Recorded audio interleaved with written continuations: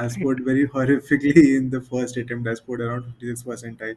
So I knew that the 2 hour format needs to be maintained because the 3 hour strategy won't work here.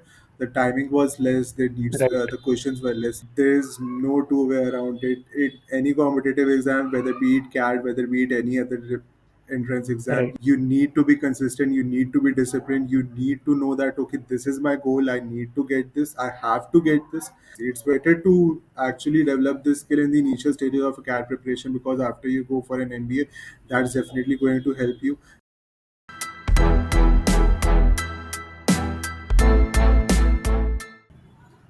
Hello everyone, welcome to Cracku interview series. Today we have with us Divyansh. He scored 98.06 percentile in CAT 2021 and he scored 98.87 percentile in LRDI. That's great improvement in his LRDI, particularly from the last year, because last year he has scored a negative in LRDI section. That's a drastic improvement in the LRDI section. Coming to his education background, he has pursued Btech from JSS College Noida, and today he is with us to share his preparation journey and give his valuable insights about the CAT exam. All right. Hi Divyansh, thanks a lot for joining us. Hi, thank you. Yeah. So, firstly, can you tell us a little bit about your CAT preparation journey? When did you start your CAT preparation and other MBA Okay, exams? okay, so this was actually my second attempt at CAT, as everyone knows. Okay. I Great. scored very horrifically in the first attempt. I scored around 56 percentile, and it wasn't up to the mark to get into B schools. So I knew that I had to work hard. I gave my first attempt, and then I took a couple of months break. Okay, so I need some break to recuperate from this. Then I will start. So I started from June, July, where I found actually, when I was preparing for the first time for the first attempt, I actually found Cracku at a very later stage, where I found these daily targets, which actually helped me a lot in my CAT preparation. Okay. So I knew that okay, the content is really good. So I took the course and I started from around June or July, and then I went through all the videos and all the different sectionals, and then I prepared for that. And that was Right. basically my go-to. So, you started seriously from June, July 2021, right? Yes, you're right. That's great. And you were a working professional as well. So, can you tell us how you managed work and CAT preparation? Yes, sure. So what? Definitely, these are in this COVID time. Everyone's working more than they're supposed to. I used to work from around 10 to 8, and then I used to actually take a couple of hours to just to relax, and then from 10 to at late at night I used to study, because definitely I need.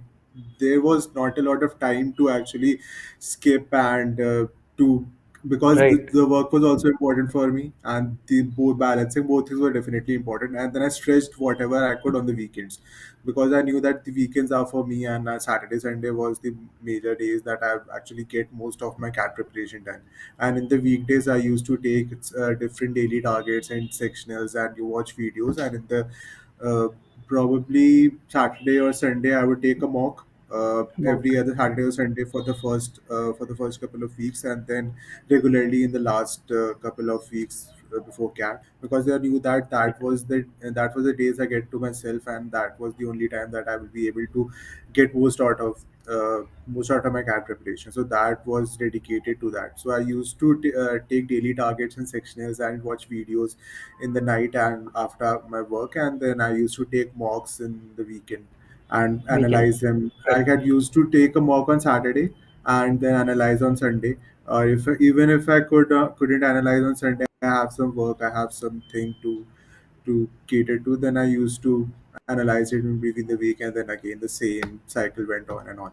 All right. So now, speaking of the mocks, can you tell us how many mocks did you take during your CAT preparation, and what was your mock analyzing strategy, and how did you come up with your final strategy? Okay, so what happened? First, I knew that okay, I gave CAT last year, so I knew that the 2 hour format was going to be this year as well. So I knew that the 2 hour format needs to be maintained, because the 3 hour strategy won't work here. The timing was less. Right. The questions were less, and the time that needs to be allotted has to be different. So what I first did was I took the previous paper, the previous last paper with all the three sorts. I solved them in a mock format, because that actually helped me. Okay, these were the mistakes that I did, and these are needs to be worked upon. And then I went on to solve the actual mocks.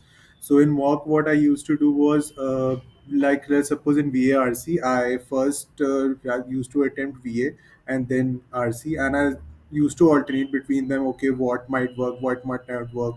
I saw some strategy. Okay, first I should attempt a couple of RCs, then VA, then RC, and then VA, then VA again. VA, what I have left in the first in my first iteration.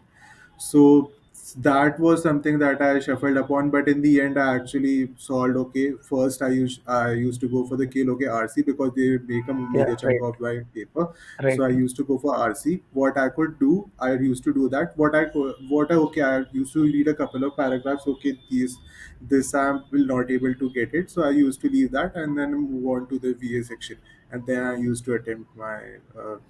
That was my strategy for the Yeah, VARC. VA, right, For DILR, actually, there is no such strategy, because DILR has changed drastically from what it used to be and what it is now. It's mostly logical right now. right. And that was Yeah, actually my first mistake, where I used to used to look at DILR as just a DI set. Okay, there's just going to be numbers and logical I can do, but actually that's now a mix of it. So there was no such strategy for DILR, and the most I could do was basically get myself acquainted with all the type of questions that were there. How would they ask, and what would, like, the set theory has. I knew that set theory one. Okay, this is the specific set theory, and not going to be a lot of deviation from what it used to be, or what it used to what it will be. So that these kind of questions I used to prepare. Okay, these, if I get this, I will go for the kill and I will get that done. For quant, I know that I actually wrote down. Okay, these were my favorite topics. So these were my actually strong topics, which I can definitely do well. That I used to solve first, because I knew that I can first, get okay. them in a couple of minutes, or I can get them in a couple of minutes or in a minute, and then I will go to the paper again and used to solve what I have left, and then I used to solve the whole paper like that. Okay, great. Now let us talk about your weakest section, the LRDI section, which was weak section earlier. You have improved from negative percentile last year all the way to 98 plus, almost 99 percentile. So can you tell us, how did you improve in that section? What changes did you make to your preparation? What helped improve your scores? Okay, so definitely DILR has a vast range of questions that can be asked, because there is no such set pattern for it. There might be a couple Right, of questions that might have set pattern, but definitely it's going to be anything to anything. So what I first did was, what I didn't do previously was, I actually used to think that, okay, LRDI is going to be only this arrangement part was going to be there. I didn't realize that it's going to be mixed with DI, and that's how it will be right, presented to me, and that's then I have to solve it. But what I then okay, I saw that, okay, this thing needs to be done before I get on to actual questions. So I went through all the videos that were there on the portal. I went to all the videos, I went through all the tests. Okay, I have acquainted myself with this kind of questions. Now I will get to the actual question that might be asked in the paper. So what I used to solve at least 4 or 5 DILR sets daily, because that was the first. I used to, as soon as I opened my laptop to get to study, I used to first solve a couple of DILR sets. Okay, LRDI sets. I Okay, know that. Then again, as I was about to log off, I used to again solve a couple of more that were on the harder side of it, because I knew that it takes time, and with right. practice I actually acquainted myself with the different types of questions that will be there that can be asked. Okay, so 4 to 5 sets every day you used to solve, and how much time did you allot per day for cat prep during especially during your working days? So for I used to, in the working days, I used to keep just 1 hour just to read the articles and editorials for various newspapers, and just to get myself acquainted with the VA section. the Reading, VARC yes, section, yes, because that was actually, yes, because that was actually more important to me, because that is the only thing that you can do in VARC. There is no such thing to actually just go through the videos and then you'll be able to do that. yes, That doesn't right. happen. You need to read on daily. You need to consume information as soon as much as you can, retain information, and write some points if you can, if that works for you. Actually, used to write a couple of points for myself, but then I thought, okay, uh, this actually I'm wasting a lot of time. I can retain the information and go through it by that. And so that was for the first hour I used to do that. Then I used to 3 or 4 hours I just to watch videos and solve problems, and that was 4 to 5 hours basically what I used to keep for myself. Whatever I could get, if I could get 4 to 5 hours, that would be great, but on an average I used to get 3 to 4 hours was enough for me Per day. per day. All right. Now, what were some of the biggest mistakes you've done during your CAT preparation, especially in the initial days of your CAT prep, and how did you learn from them? Okay, so what I used to do was I used to solve a mock and then I used to leave it like that. Okay, I have scored this much marks and okay, I need to improve. That used to be always back of my mind, but I never used to analyze them thoroughly. Okay, these were topics which I actually missed, and these were the topics that I actually didn't perform well, and that's where I used to lack.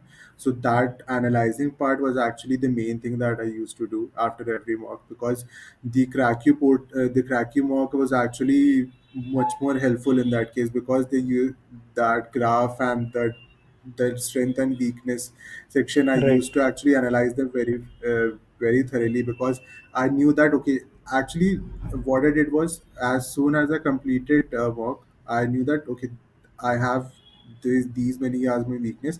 And after, in the second week, when I used to give a mock, I used to just keep sure that I move at least one or two of these topics into my stronger section, and that was basically my strategy to improve myself constantly through these mocks and through these sectional things that I used to do. right. Brilliant. Now, finally, what is that most important thing that actually helped you improve your scores in any section?